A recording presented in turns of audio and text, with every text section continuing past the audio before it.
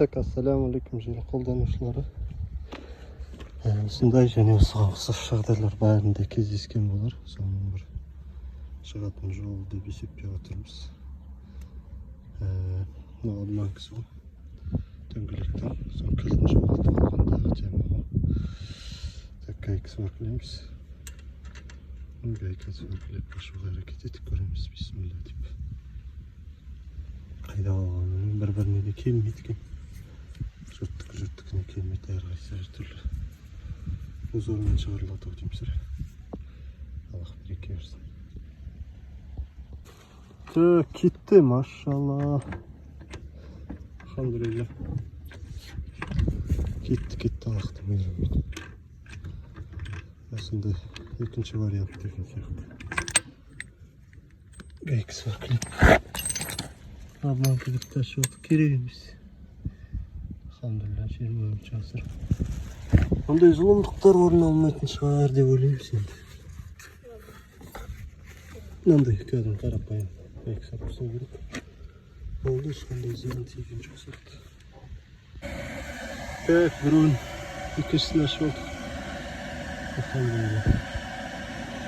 Гайканы бетіне қоясыз, ішіне сәуәтлеп түсу керек.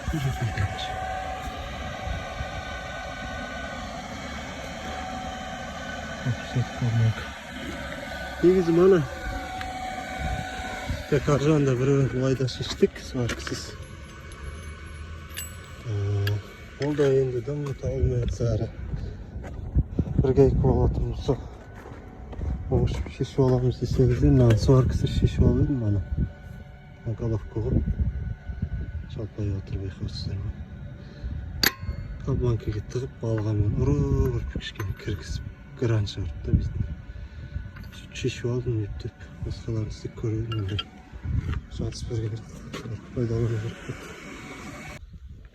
Осындай ешқандай тәсіл көрмейін деп жатыр. Тәсіл көрмей жатсаңыздар алып тастауға болады гайкасы бақылап. Алхамдулилля, оңай кетті.